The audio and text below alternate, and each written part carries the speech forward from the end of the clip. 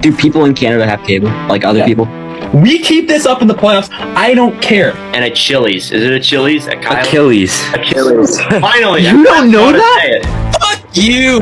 Get this guy the fuck out of here! Alright, well, coming in at number 5, I got Anthony Stolars. Now! Jets are winning the cup! Thank you for watching and listening. Hello, everyone, and welcome back to another episode of the NORDCAST. It is Thursday, May 15th, 2025. I am your host here, Nordic97, joined with Kata and Just Carter. How are we doing today, good sir? We could be doing a hell of a lot better. I would like to say that we are back to your regularly scheduled programming of no Jack. So it's back to just Nordic and Carter. I've been better. I've also been worse, which we'll get into that and everything. But no, it's been it's been a decent week so far. I'd say weather has been hot here in Winnipeg. I think on Monday and Tuesday it was like 38 degrees Celsius. So I don't know what that is in USA. I know what Celsius is. That's pretty hot. Yeah, so it's probably up north. It's got to be like 120 Fahrenheit, maybe. I don't know the conversions. I wasn't good at that part of math. But it was really hot, and thankfully I work in a hockey rink to where like it's not boiling in there, and if it is, I'm like in the rink, so I'm like chilled out. But like that first step outside, it's like this is like a very like niche thing. It's like you step out of the Florida airport for the first time and you're in Orlando. Like that's exactly how it felt. It was so hot, so humid for no reason whatsoever, and it absolutely sucked. But I mean, hey, I'll take warm weather. And apparently Ottawa was getting snow. We're supposed to get snow later this week. Like it makes no sense. How do you go from 36 one week to like 5 days later you get snow? That makes no sense to me. Welcome to Canada. That's all I'll say. Welcome to Canada. Honest, that is how it works. Canada is so bipolar when it comes to weather. It makes no sense. It's been raining here all week, so we've gotten the short end of the stick when it comes to weather, which sucks because I'm trying to go to a Phillies game and I probably can't go tomorrow because it's going to rain. So it's supposed to rain in Winnipeg tomorrow too, which sucks for me because of this. I'm going to a street party again, so you're gonna get drenched, buddy. Hey, I got my paint suit. That thing is gonna keep me nice and dry, man. I'm telling you. This guy. So let's just hop right into that. So you went to the game 2 watch part or game? Was it game 2? Yeah, game 2. I've went to every game of round 2 so far, other than the ones in Dallas, obviously. I don't believe we have recorded since then. So do you kind of want to talk about that? How was your experience being on the streets as opposed to being on the actual arena itself? Yeah, I mean it was pretty cool. There's a lot of like people my age and like it's a younger crowd out there for sure to say. Like it's probably people from like 18 to like 25. Like I saw a lot of kids that I went to high school with that are younger than me, older than me. Like I saw a lot of my buddies there who I probably wouldn't see at a Jets playoff game right now. So for $10, it's an absolutely awesome experience. I had a lot of, it's only $10 a ticket. So it's like pretty good. It seats not seats, I guess it stands 5,000 people. So that's pretty sweet. Washroom lines are pretty brutal. So that kind of sucks in between periods. Cause like, I'm not going to go during the game. But their setup's kind of cool. They have like a main stage and there's like a TV like down the street, like right in the middle. So no matter where you're standing in that street party area, there's always a TV around where you can watch the game. And so my goal for the next game is to try and get on the camera. So be on the lookout for that in game 5. So we're gonna try that. But no, it was an absolute blast, especially because the Jets won that game 4-0. Like that place was absolutely nuts. Inside, it sounded unbelievable. Outside, it was awesome. The chants were still going outside as they were in. Like, I had an absolute blast. So I'm so excited for Game 5, and hopefully we run into a friend of the NORDCAST. Yeah, maybe. Well, I'm glad you're excited because there's not much else to look forward to. what happened in Dallas was not particularly great. So let's jump to game 3 first. Game 3, obviously, see the Marchman slash on the ref. You see the Petrovic controversial kick and goal. I kind of want to get your thoughts on that because I'll be blunt with you. I didn't watch the game. I didn't watch it. Fine. I was what day was it? Saturday. I think you were at the Royals or something. Yeah, right? I was like filming, or was it Friday? I don't even remember, to be honest with you. I don't know. I was either at the Phantoms or I was doing stuff for the National Ball Hockey League. So I was doing other things. But what were your thoughts on those plays and game 3 and 4? To be honest with you, just kind of take us through your emotions because you were drinking NyQuil last night, my guy. You were like by the bottle drinking NyQuil. Well, that's because I was actually sick. Okay, I want to put that on the record. Okay, I wasn't drinking NyQuil because I'm like an addict or anything like that. I was just sick. Still am. My nose has been running all day. But so game 3 was a really weird game. I watched like the first period. Obviously, of course, Dallas scores off the first shot of the game, which they've done so often. Like it's brutal. Hellebuck can't save the first shot a lot, which sucks. And I mean, it's a tip. Not much he could do. They play it right to the guy, right in the bumper position in the slot, and Hintz just tips that in perfectly. And then Kyle Connor, as soon as the Jets start to get life, Dallas finds a way to just say, no, go fuck yourself, and scores. So, I mean, the start of the game wasn't bad. I think that the Jets kind of, I don't want to say outplayed them because I kind of listened to most of the first period on the radio because I was going to my grandma's for Mother's Day. Mother's Day. Yeah, so anyways, that was kind of that for the first period. Second period, it was kind of like the same, I think. I think it was 2-2 at the end of the second. So yeah, it was a tied game. Niederreiter. Josh Morrissey made an absolute great play on the blue line and found Niederreiter. And then just an absolute downfall. What the Jets have been so bad at is when one goal goes in, they start to become very streaky, and it just goal.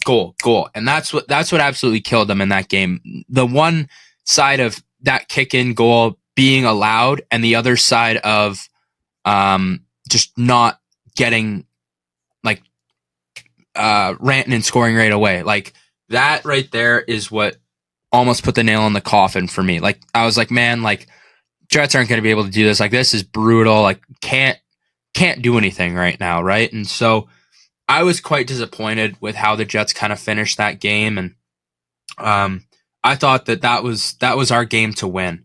And I think getting the call to be a kick-in would have completely helped the Jets in a million ways, because I think that goal doesn't go in, Rantanen's goal doesn't go in, and I can't even remember who scored the 5th goal, but that goal is not going in either. Like, we're looking at a potential game 3 overtime or a Jets win, or it's a 1-goal game, right? We're looking at one of those.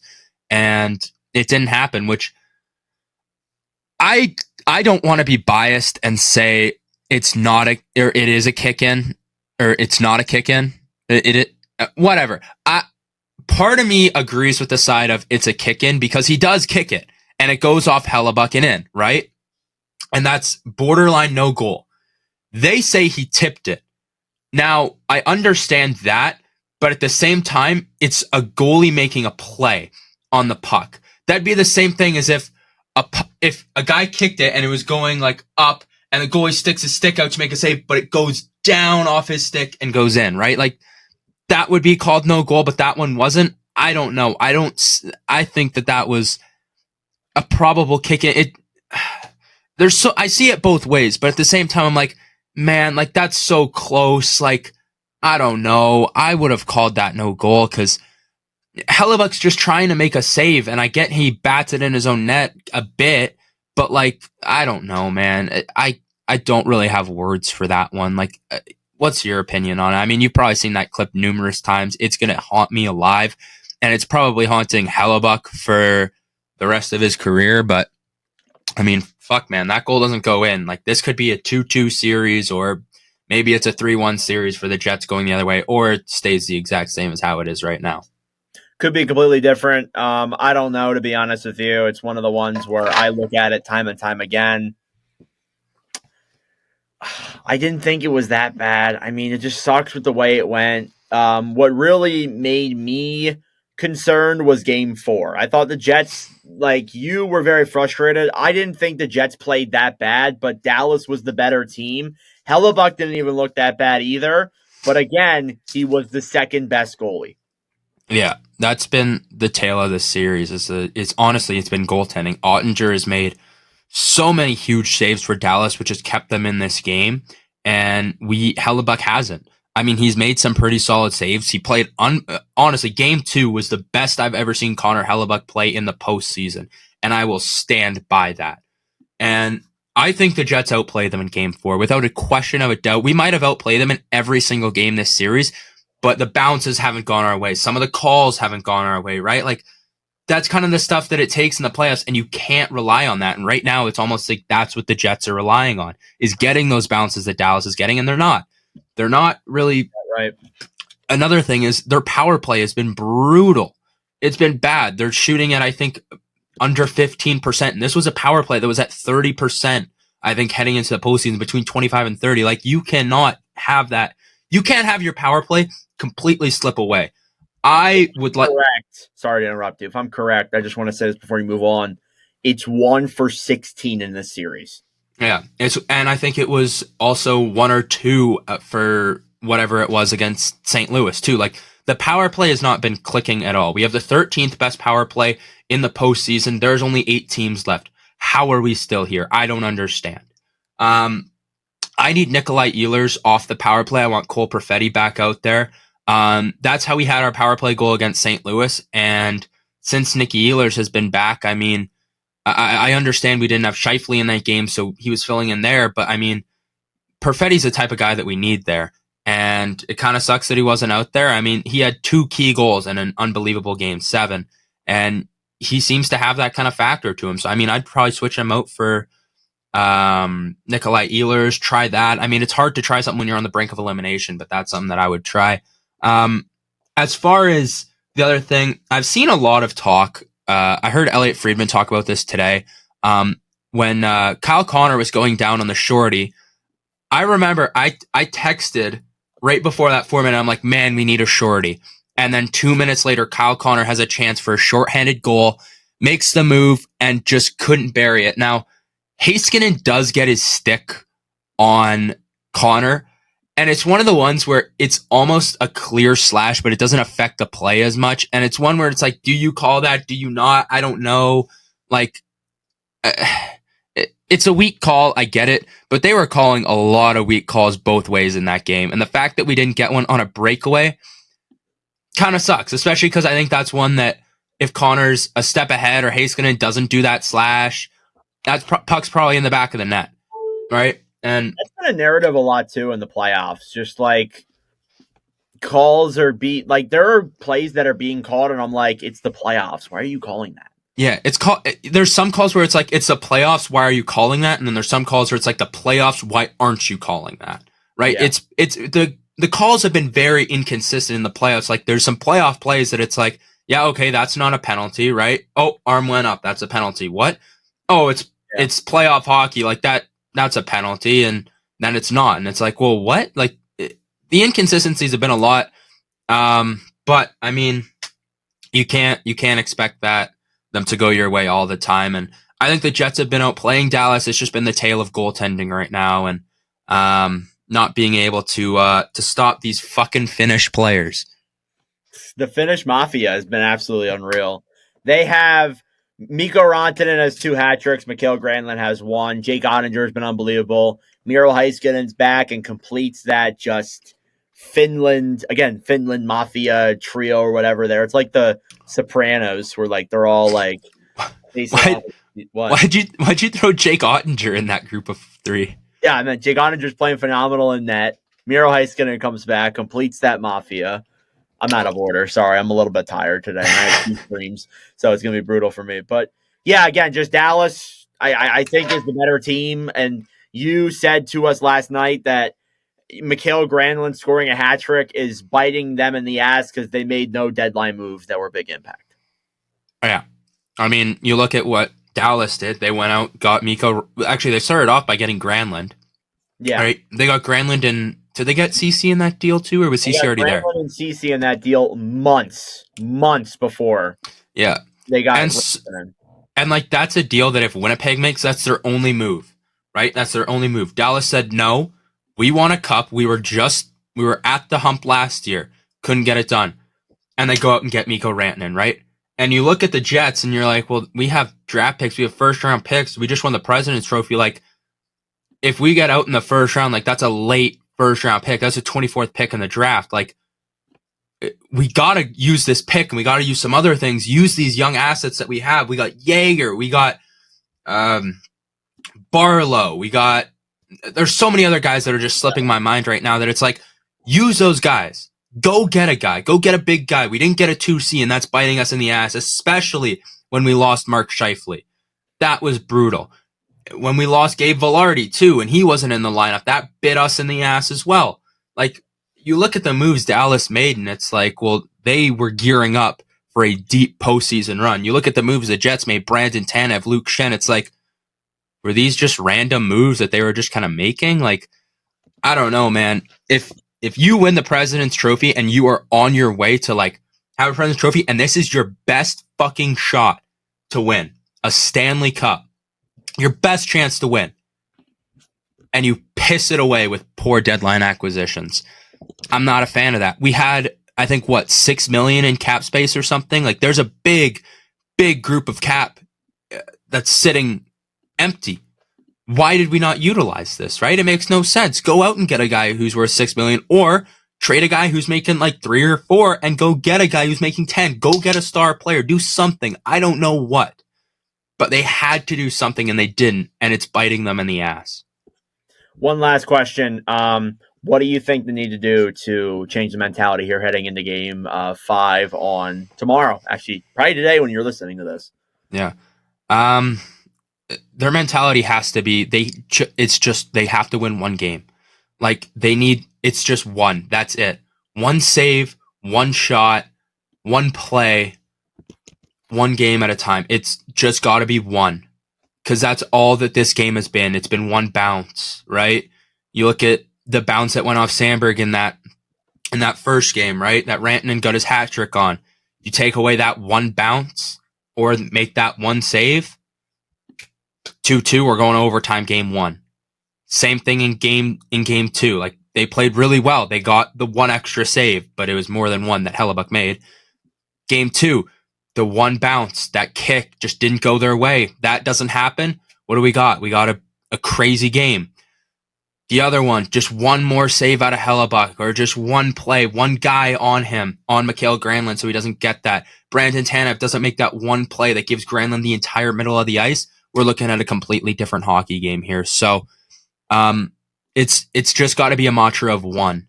And that's all that hockey is. That's all this series has been for the Winnipeg Jets, is one.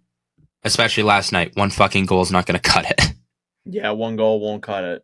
I mean, all these games have been relatively close. Besides, I guess, game 2. I can't think of the score of game 3. Wasn't that like 4-2? 5-2.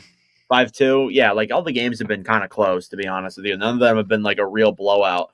Yeah, let's move on from that series. Let's stay in the Western Conference. Game 5 tonight between the Edmonton Oilers and the Vegas Golden Knights. Edmonton can move on to the Western Conference Finals tonight. Carter, are you surprised by this? I'm surprised. Not by Edmonton winning, even though I did pick Vegas. I'm more surprised that Vegas is just rolling over the way they are.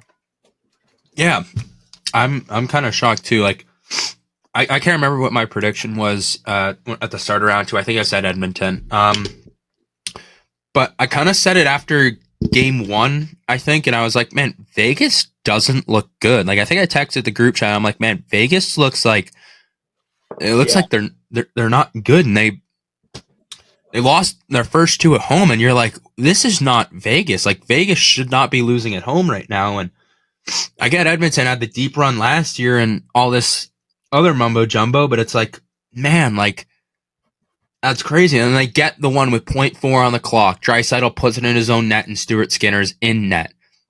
And you're like, okay, like, that's exactly what Vegas needs. A late winner, completely suck the energy out of the building.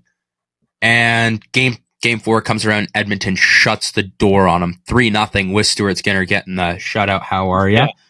And it's been really good. I'm surprised at Vegas. It seems like Vegas is just done. Like, who's not playing tonight? Mark Stone and Sod? Brandon Sod, yeah. So their season might be done. Their season's done practically. Like, not having Stone, goodbye. Yeah. See you in Cancun. Like, That's a brutal loss for Vegas. And I was listening to 32 Thoughts. I'm going to reference this a lot because I was literally listening to it right before today.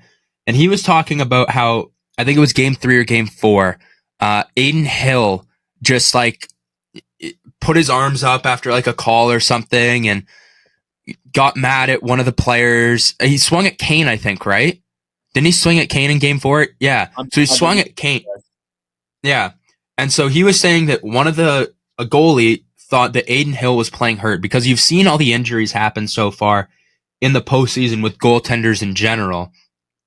We saw it with Stolars. We saw it with Calvin Pickard. We saw it in both games in Washington and Montreal series as well. We saw it in Carolina. Like, there's been a lot of goaltender injuries so far. And he was kind of wondering if Aiden Hill's playing hurt right now because his team needs him, and he got hurt in one point, and he's not happy with the officiating that whatever he got hurt on didn't get called. But I'd be interested to see if that is something that comes out post playoff here, because obviously we're not going to hear it. Every coach's mouth's taped shut. But I don't know, man. Edmonton just looks so good. It's so hard to bet against Edmonton. I regret doing it at the start of the postseason because, man, we said it with Florida. Like, you bet against them, you're gonna get bit in the ass. And right now, you bet against McDavid, Draisaitl, Bouchard. Like, it's not a spot you want to be in. a lot of this just reminds me of not. I feel like he might be just letting like his mentality kind of get into himself and letting it affect him a lot. I'm seeing a lot of out of Aiden Hill in this series of what I saw of Jordan Binnington back in 2022-23. I'm seeing a lot of just like, he's making a lot of like stupid plays. He's getting upset. He's showing a lot of emotion. And I just don't think for a guy of Aiden Hill's stature that's going to be okay. I know Hill is good enough. I know he's a good goaltender. But from what I've seen, I haven't seen anything that tells me in this series, like he hasn't been like outright terrible. I'm not going to say that, but he hasn't been like outright incredible either. He's just been kind of. He hasn't been the Aiden Hill that we kind of talked about mid-season, where it's like this guy was absolutely snubbed from Team Canada. For sure, yeah. It just feels like a whole different kind of discussion right now, and it feels so strange. And seeing how he's playing in these playoffs, I don't know. He probably might not even make Team Canada next year, if we're being honest. You can probably speak for that since you are Canadian, but seeing how Binnington just played, he's a lock. Yeah, I mean next year. No, I think he's still gonna play. Like, you can always like. Well, do they really want to roll out with Montembeault as like a third string? I'd rather have Aiden Hill. Well, I don't know. Here's the thing: you're probably gonna have Logan Thompson come in there as one of your backups, and then who was the other goalie that was on there? You had Binnington, Montembeault, and was it Hill still? No, I don't think so. Who was it? I'll look it up. I'll let you kind of keep going. Yeah, but like I don't know, like that probably will have an impact on his Olympics. You may not agree, but I really do think it's going to have an impact there for sure. So I guess we'll see. Where it goes from here. But right now, as it stands, that series is likely going to be wrapped up tonight in 5. Maybe Vegas forces a game 6, but it all looks like Edmonton is going over to the at Western Conference Finals. So. It was Aiden Hill. Aiden Hill was on that team. All right, so maybe he will be the third string if they do bring back in Thompson. But yeah, it was Thompson that was snubbed. I thought it was the other way around for some reason. That's on me. Yeah. Anywho, I do want to touch base on Edmonton real quick. They have been phenomenal, and it's not only the fact that like McDavid and Draisaitl aren't even really like scoring too much. It's all the other players. Like Adam Henrique had 2 goals. Evander Kane has been scoring goals. He has like 4 goals since he's come back in the playoffs. For like a team to be playing like that, all their depth players are rolling. It looks really good right now for Edmonton. Like it bodes very well. When all 4 of your lines are rolling, it bodes well. And what's crazy too, and I want to go back to Dallas because Heiskanen just came back. It's pretty wild that Edmonton is doing all of this without Matthias Ekholm. That's the craziest part. Yeah, I agree. And I saw a stat today that I want to bring up, which really helps Edmonton's case right now. Pretty sure this was exactly what it was. In the regular season, Zach Hyman averaged 0.8 hits per game, not even 1 hit a game. Oh my God. In the postseason, do you know what it is? Do you know what it is? Take a guess. I don't even want to know. At least 3. 7.2. 7.2 hits per game. You want to talk about absolutely flipping a fucking switch? Zach Hyman flipped a fucking switch, dude. That is a crazy jump. And I get long sample size from regular season, short sample size for postseason. I don't care. This dude has been a menace on the ice. He is exactly what you want out of a playoff player. A guy who scores goals. He was a 50 goal scorer last year, right? 50? I believe so, yeah. Yeah. He was a 50 goal scorer last year, right? Probably could have hit close to it again this year, right? And he's got like, well, he was hurt for a little bit and started off really cold. Well, we knew that was going to happen. Yeah, we knew it was happening. But he was probably going to be like a 40, 45 goal scorer this year. And you're getting 7 hits from this guy. That is exactly the type of player you want in the postseason. This is like, if you want my picture perfect postseason player, it's like him. Zach Hyman is that guy. It's mainly Matthew Nyes is like my guy. But like Zach Hyman is right there. He has been unbelievable to watch in the postseason. And it's not like he's not skilled either. Like he's still a super skilled hockey player, but man, that's just that's crazy stat. Crazy. That's actually wild. I didn't even know that. That's insane. But yeah, phenomenal stuff there from Edmonton. I think they get it done tonight in 5, but knowing our luck, Vegas is going to force a game 6. Anyways, let's move on from the Western Conference over to the Eastern Conference. Game 5 of Toronto and Florida. That series is tied at 2. When we were here a week ago, we said that Toronto was up 2-0 in the series. I think we both said that Florida wasn't going to back down. They weren't just going to roll over. They weren't just going to give Toronto this like 4-game sweep or whatever. They were going to come back, and that they did. They have won 2 games in a row, both of them being in Florida. Game 5 is tonight. Who do you think's taking it? Ooh. Both teams have won at home, eh? Yeah, there has not been a team yet that has lost on the road. So. And you know what's so funny? I said there was only going to be 1 home win. There might be. No, because there's been 4. There's 4 home wins, and I said there was only going to be 1. My take could not have been more wrong, which means that there's 1 road win coming, and I think Florida's going to be the one that wins it on the road, but it's not going to be here. I think Toronto's going to win this one. It's going to go back to Florida. Morale's going to be high for Toronto. Florida's going to come out of the gate and just snap them back-to-back games. Here's my thing. I've been thinking about it a couple times today, just been thinking about it while I'm driving. Toronto kind of has to win Game 5 tonight. They have to. They kind of have to. Like, again, like I get it. If you go down 3-2 against Florida, even if you tie it, that's a Game 7. And let's be for real here. Game 7, Toronto, really? Let's be for real here. Not only that, Game 7, Florida, a team that dealt with a Game 7 when they almost choked it in the Stanley Cup final. Come on. Let's be for real. Yeah. So Toronto, if they want to win this series, they really have to win it in Game 5 tonight.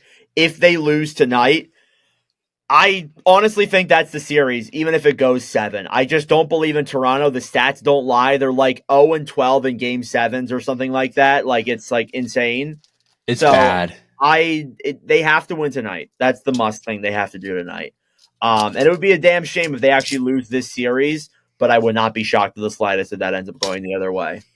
So, yeah. And then last but not least, Carolina, Washington. Got to move a little bit quicker here. Carolina up 3-1 in that series. This has been a boring series. I'm not going to lie to you, but it's not surprising. We knew Carolina was going to come out and dominate. They have. One thing that I've noticed is that Montreal really caught up in Tom Wilson and the Capitals' antics and really got caught up in all those fights and stuff. Carolina hasn't. They really haven't. They've been kind of clean. They've been playing clean hockey, and as a result, they've won 3 or 4 here so far. Game 5 is tomorrow or today when you're listening to this. So I think this is 1-5, honestly. Maybe the Caps force a Game 6, but even then, it's over. Carolina's undefeated at home in the playoffs. Yeah, man, it's a weird thing to say that Carolina's. Well, it's not really a weird thing to say that Carolina's going to walk into the series because I really think that they would. I just don't think Washington's going to heel over and die tonight. I think Washington will get this one done. I don't think that they're going to lose on home ice. I don't think that they will. I think Carolina would get this done in 6, but I would not be shocked if Carolina wins this series. One thing that I've said is like, you got to make hits in the postseason. You got to make your opponents feel it. And Washington is trying to do that, and Carolina's not really. And right now, Washington feels like they're doing it too much to the point where Carolina's cool, calm demeanor is what's helping them in this series. They're not taking stupid penalties. They're not doing a storm surge to really get the crowd against their side like Tom Wilson's doing. That was funny. Like, man, they are just playing cool, calm, and collected, and is playing some really good fucking hockey right now. So, although their style of play can be titled as boring and all this other shit, it doesn't matter. At the end of the day, they don't ask how, they ask how many. And right now, Carolina is up with 3. They're playing the way we know they can play. And they, again, as I said, like Montreal fell for a lot of the things that Washington did, and that's why they lost that series. Countless power plays allowed. You let Washington get ones on those power plays, it ain't going to be easy for you. Carolina has stayed out of the box for the most part, has stayed calm and collected, and really hasn't let anything go through. And as a result, here they are. And they're 1 win away from the conference finals.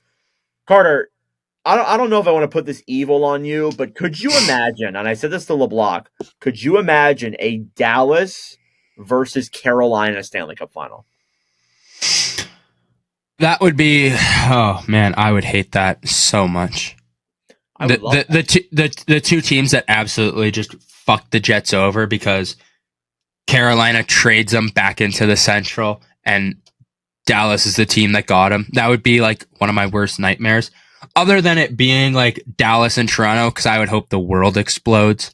But I will say that that would be a crazy series, and I think that Mikko Rantanen would have to skate with his head up the entire fucking time, because there is not a world where every single Carolina player does not have an eye on Mikko Rantanen and an eye on the puck. Carolina would everyone start off at home too. They would start off the first two games at home, I believe. No, because Dallas finished second in the league. You're right. My bad. Yeah. I was thinking I don't know why I thought that Colorado finished higher than them.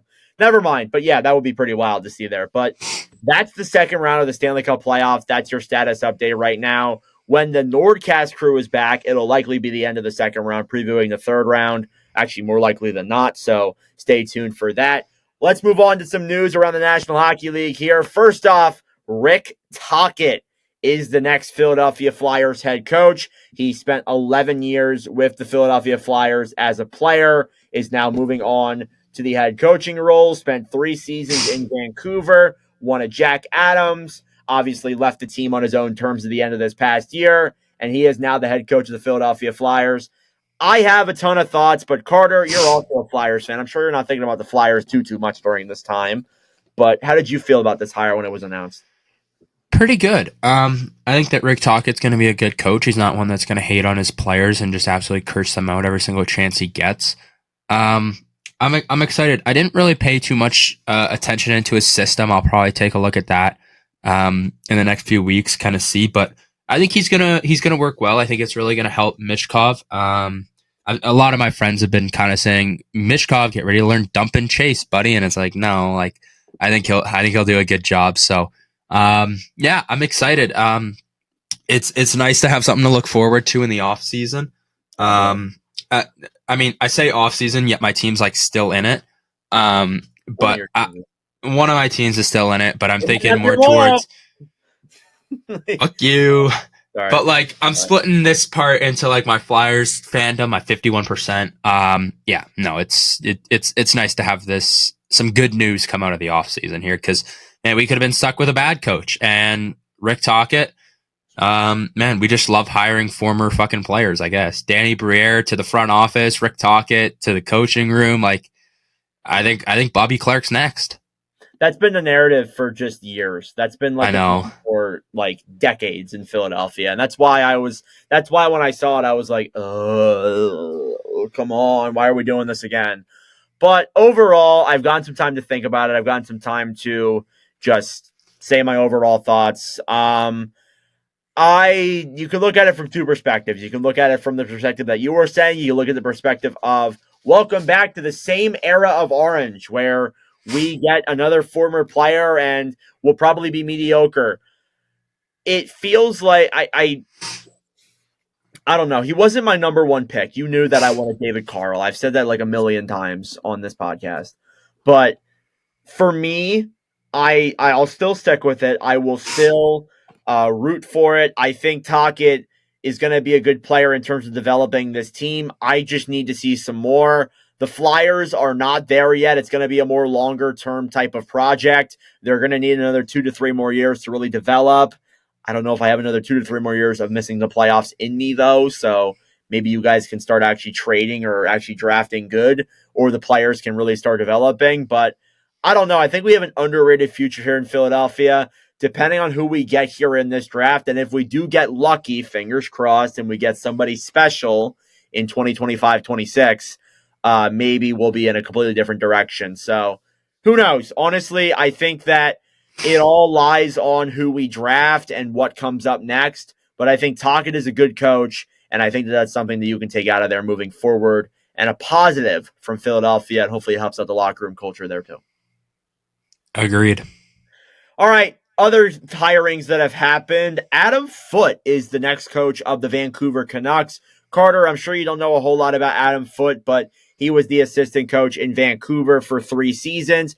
You can look at it from a perspective of, oh, it's great. They're hiring somebody within the organization. That's a good way to promote people, because it's basically a promotion and not a hiring.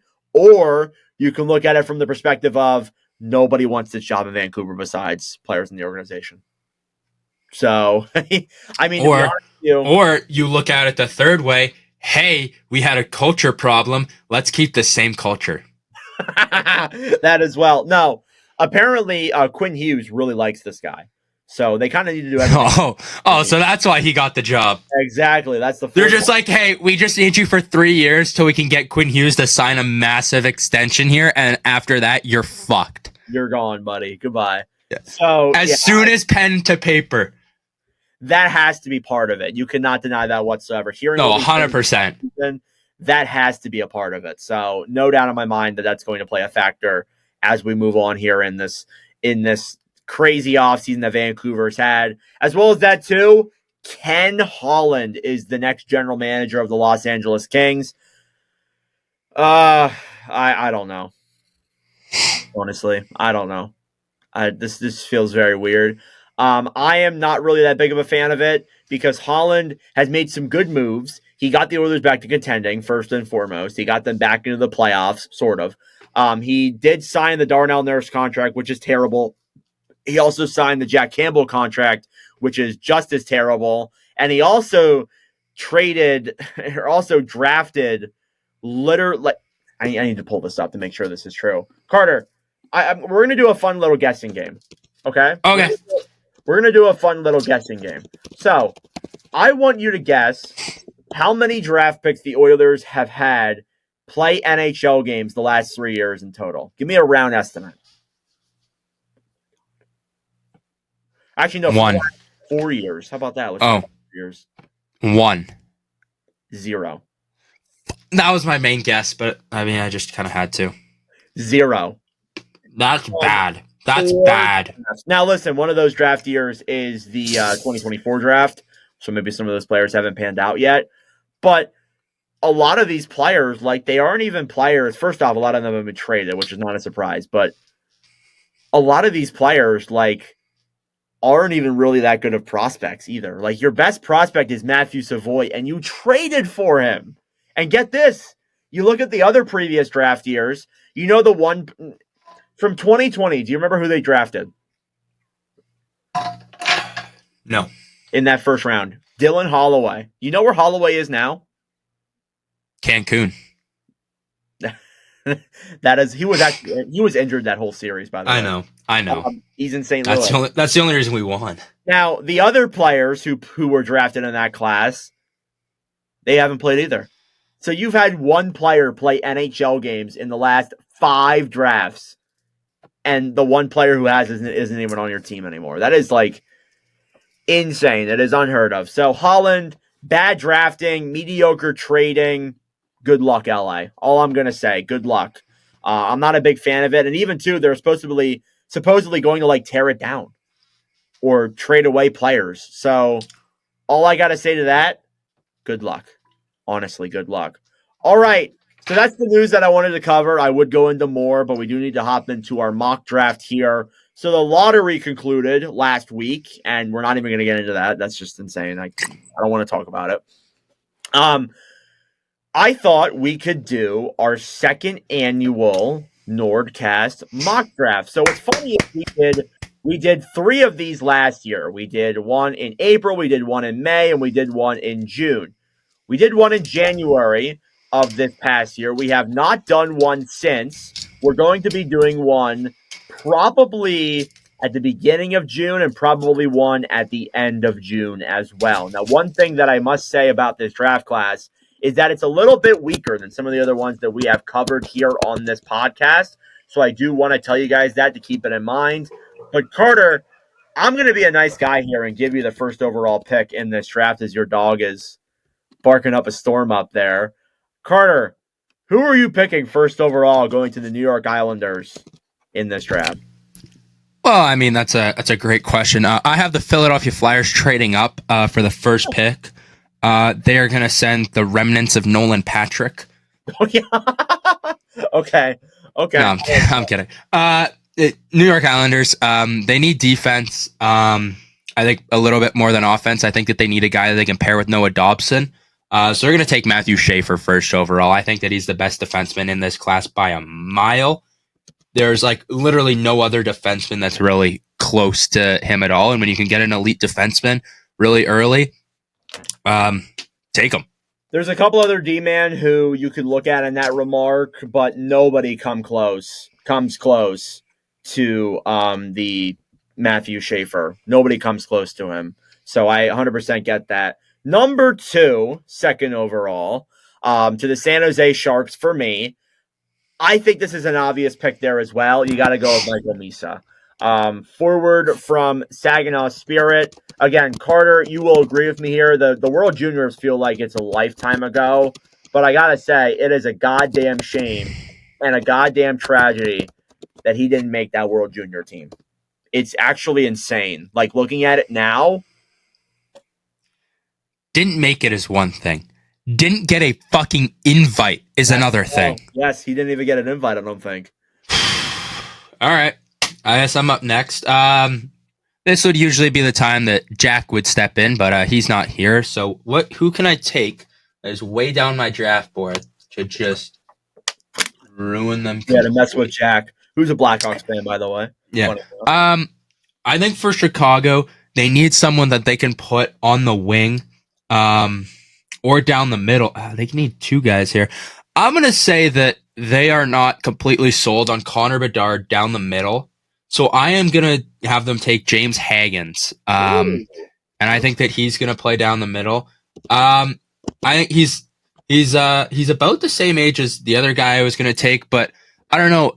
Connor Bedard just seems like not as strong in the center position, and I think he might be a little bit better suited on the wing. James Haggins was pretty good in the faceoff dot, I'm pretty sure, at Boston College. And I think he also played wing a little bit too, with Leonard and Perot. So we'll see what happens with him, but he could play on the center or the wing, but I think he's going to be a great fit with Connor Bedard. Yeah, Hagens was ideally looked at there as the number 1 overall pick at one point, and just seeing how guys like Schaefer and Misa have played, it's kind of definitely made his value go down a little bit, and just overall in Boston College hasn't really looked that great. He's looked good, but hasn't looked as good as like a player who is first overall caliber. Maybe that's just because the draft is weak. But overall there for me, I just think that Hagens, good center, is a high-tier second-line center, a mid-tier first-line center. He looks good. He would be a good center there alongside Connor Bedard. I like that take, though. We'll see how the Blackhawks fans feel about that. 4th overall, then, for me, I am going to go with Anton Frondell, who actually went 7th overall back in January. Frondell is also a center heading off to Utah. He is from Frölunda HC. I think for Utah, you have to go with the center here. You got to go with the center because you have Logan Cooley as your first-line guy. You have Barrett Hayton as your second-line center, and that's just not good enough for me, in my opinion. That is just not good enough for me. So, honestly, they need to get better at that second-line spot. I know you have Tija Ginla coming up there, too, as probably your second or third-line center there, too. Maybe they stray away from that a little bit just because, you want to stick with Tej and give him the second-line center role. But for me, Anton Frondell, I have no problem with him there at 4th overall. All right, well, I guess I got 5th. This is a pick that has kind of been bouncing between my mind. I would say that they should go Porter Martone here, but I don't think that they will. I think that they're going to go with Caleb Desnoyers. He's not a big guy. Oh, he's 6'2", so he's like a foot shorter than Porter Martone, but he's about 35 pounds lighter. I think that they could use a little bit more speed on that group, especially because they do have a lot of big guys. And I mean, 6'2", 172. I mean, he's a pretty fast skater. He's got a really good shot. I've liked what I've seen out of Caleb Desnoyers. I think that he is going to be a really big riser. So yeah, I'm going to take Caleb Desnoyers with that pick. I like him a lot. Hey, I like that. Desnoyers, you see 4 straight centers going here. This is the draft of centers. Ironically enough, he is Elliot Desnoyers' brother, who is in Philadelphia, which is why I would not be shocked if he's there at 6. The Flyers pick him. But anywho, we're at Philadelphia's pick at 6. Carter, me and you are both Flyers fans. So let's talk it over here a little bit. What are you thinking? There's no take the guy. Porter? Take Porter. I know he's not a center, and it would be really nice to have a center. But I do really like Porter Martone. I do like Porter Martone. I did kind of just let him slip to 5 just so Philly could get him for the sake of this mock draft and to make me feel really happy. Well, okay. I do think Porter Martone's a really good player. He's 6'3", 207. He's a big body. And he's like unbelievable too. It'd be nice to have him on a line with Mishkov, because Mishkov's a lefty, right? Or plays left wing? Michkov, yes, he is a left wing, I believe. So that would be really nice to have Mishkov on the left, Martone on the right. Be a really good 1-2 punch, especially because they both have really good shots. And Martone, yeah, Martone's a big boy, and he'd be really nice to have out there to protect Mishkov as well. And on top of that, I'm pretty sure he's like probably going to commit to like Penn State or something. He got offered, or Michigan. He got offered like a bag, like I think $250,000. Yeah, Martone to Penn State was the offer, and that'd be pretty awesome if he commits to Penn State, and then as well as that too gets drafted by the Flyers. So like you're basically in Pennsylvania. Just a 3-hour drive away from Philadelphia. You can go meet up with Briere. You can go see Phantoms games. You can even go see Royals games, even though nobody wants to see the Royals. That's the team that I work for. Overall, I think that would be a very good pick there for the Flyers at 6th overall. All right. So 7th overall here. To the Boston Bruins. They could use a lot of everything, man. I don't know exactly what they don't need. So I'm going to have them take a forward here. A forward that I've been really high on, who I think could be a great late round riser, especially with the breakout of his brother. I'm going to think that they're going to take Victor Eklund here. I'm a big fan of Eklund. I think I've said this a few times with you. I am out of breath. I really like Victor Eklund. I'm really high on him. I think he's going to be really, really solid. I think they're going to go Victor Eklund. Now kind of looking at it, like, doesn't make a whole lot of sense to really have him and Pasternak's a left winger too, but at the same time, you could throw him on the right side. And also he'd be a great player to learn from. Pasternak would be. So I think Victor Eklund would be a great guy. He's a good goal scorer too. Really good goal scorer. He's got a nice shot. Watching him in the World Juniors, he was really impressive. Sure. All right, 8th overall here, going now to the Seattle Kraken. We have, I think they need to draft a defenseman. That's the number one thing. I am going to go with Radim Mertka. I'm actually not sure where he's from. I need to look that up. Seattle WHL. Oh, he's from the Thunder. Oh, so that works out perfectly. Yeah, so he's from Seattle with the Thunderbirds. He's one of the more underrated risers in this draft. And I think that Seattle, they needed a defensive prospect. They can't just be messing with Jagger Furcus or whatever. If they go with another forward, I will lose my mind, honestly. So wild stuff there if they go with another forward. But Radim Merker there at 8th overall. I like him as a good, solid two-way type of defender, and I think that overall that'd be a good move there for the Kraken. I agree. I guess I'm up here with the Buffalo Sabres. My kind of draft pick for them depends on what they do with Bowen Byram. I think if they keep Bowen Byram, they're going to go forward. If they don't, I think they're going to go defenseman. I'm going to use this as they're going to keep Bowen Byram. And with this pick, they could probably use a little bit of center help. So I'm going to take Jake O'Brien with this pick out of Brantford, 6'2", 170. Again, kind of like a similar build to Caleb Desnoyers. Put up like almost same goal totals with like 10 more games, but he had a lot of assists. 32 goals, 66 assists, almost broke 100 points. I was quite impressed with him, especially in the OHL, and he looked pretty solid in a few games that I kind of caught. Yeah, O'Brien, where's he from again? I'm sorry. Brantford. Oh, yeah, the Bulldogs. Yeah. So, yeah, O'Brien, probably the next best center, in my opinion. He might be a real riser there, too. He might end up going up and bumping up to around 6th or 7th overall. I could see him as somebody who goes to that Philadelphia spot at 6th overall, but if Porter Martone's there, you got to go with him, honestly. 10th overall for me, you go to Anaheim then up next. I am going to run with Jackson Smith, another defenseman there.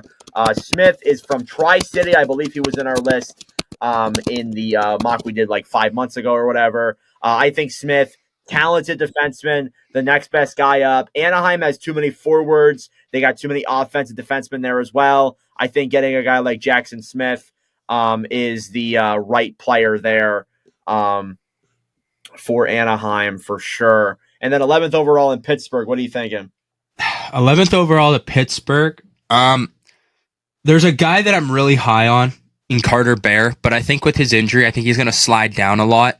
I was a big fan of Carter Bear. He was someone I was really looking forward to in the postseason, but I'm going to take a guy who started off this season really hot and then got injured, and that kind of sucked for him. I'm going to take Roger McQueen. I think that he had probably the most potential this year to have an absolutely nuclear year, and he got hurt right at the start and couldn't really do that. But I'm going to take Roger McQueen here. He's a pure goal scorer, exactly what they should be looking for in this kind of era, especially with Rutger McGroarty and everything like that. So that does it would be kind of cool if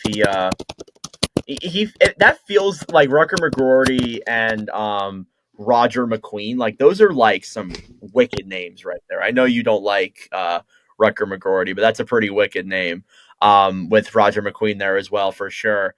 At 12th overall for me, going to the Rangers. I've been balancing back and forth with this pick, with a couple of other picks there as well. Just kind of thinking about what I want to go for here.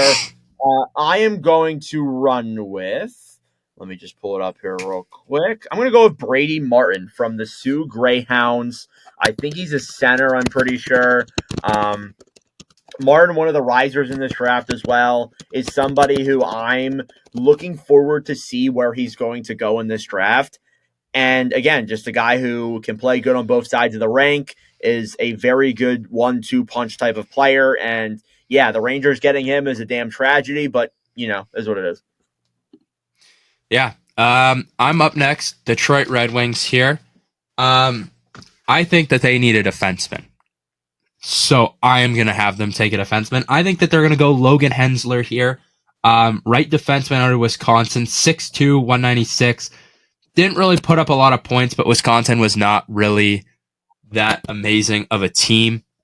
They haven't been good since college was there. Yeah, honestly. Which kind of sucks for them. But I still think that he was pretty good. He's a pretty solid defensive kind of defenseman. Only really had 2 goals on the year, but I mean, for a defenseman in college, it's not the worst thing in the world. Yeah, for sure. I like Hensler there. Good pick for sure. Again, it's kind of fallen off a little bit. Probably goes a little later, in my opinion, but I wouldn't hate it there at Detroit's pick. He's from Wisconsin. That's close to Michigan, close enough. So I wouldn't hate that at all. 14th overall then to Columbus. I am going to go with, as I look through my list here to see if we've missed anybody. I don't think so far. So I'm going to go with Malcolm Spence. I like Malcolm Spence a lot. He just committed to Michigan, and Columbus loves their Michigan guys. And definitely, I would not be shocked if that ends up happening. Spence, good forward, good offensively, has put up some good numbers there too. He's more of a long-term type of player, but if you're Columbus, hey, I don't really hate that, to be honest with you. So that's who I'm taking there at 14th. And then 15th overall, Carter, with your last pick in this draft, who you got? All right. Well, my last pick in this draft, I can't leave him off my board because I'm so high on this guy. I think he's going to pan out really nicely. Carter Bear to the Vancouver Canucks. An absolutely horrible injury, just a brutal way to kind of end his season. So my heart breaks for him, not because his name's also Carter. Yeah. But, man, telling you play for the Everett Silvertips and their logo's a bear, and your last name's Bear. Like, that's so awesome. Anyways, that's besides the point. He's a really good player. He had 40 goals, 42 assists through 56 games this year. I'm really high on this kid. I think he's going to be absolutely unbelievable to whatever team lands him. I really, really hope he somehow falls all the way to Philly in their later first-round picks because, I would just absolutely love that. I think he's an unbelievable player. So, Carter Bear is going to be my 15th overall selection. Hey, I wouldn't hate that either, to be honest with you. At my last pick here at 16th overall, Montreal, they have 2 picks in a row after this. 17th overall, they obviously have there too. We'll do a more extended one in a couple of weeks from now, but I am going to go with Kashawn Aitchison. So this is a little bit of an interesting player. This is somebody who has kind of rised up on boards. He is mean. He's like, I'm trying to think of a mean defenseman. He's a guy who's a hard hitting. He's a heavy hitter. He can also score you some offense there as well. He's mean. And I think Montreal getting him to be alongside Lane Hudson, who we've seen kind of get hit around and pushed around a little bit during this season, I think that could be really good there for Montreal. So Kashawn Aitchison there at 16th overall. And that is our mock draft. Our first one post-lottery. A couple of guys that we definitely missed out on that I want to give shout-outs to. Lyndon Yakovic, Justin Carbonneau, Braden Coots, and then as well as that too, Jack Nesbitt as well is another guy that I want to give a shout-out there as well. And that is our mock draft here for this one. And that is it for NORDCAST number 106. Thank you all for tuning in. Carter, any final thoughts? Hopefully the Jets don't continue to suck. I believe that. I gotta go. My mother's making me dinner. Nice. All right. Thank you all for tuning in. I will see you guys in the next episode. Thank you guys so much for watching or listening to yet again another episode of the Nordcast. If you enjoyed, please subscribe down below or follow us on Spotify and Apple Podcasts. If you want to follow us on TikTok, we are at Nordcast. If you want to follow us on Instagram or Twitter, follow at Nordcast_. That'll do it for this episode. I'm Nordic. Thanks for listening from all the crew, and we'll see you guys in the next episode.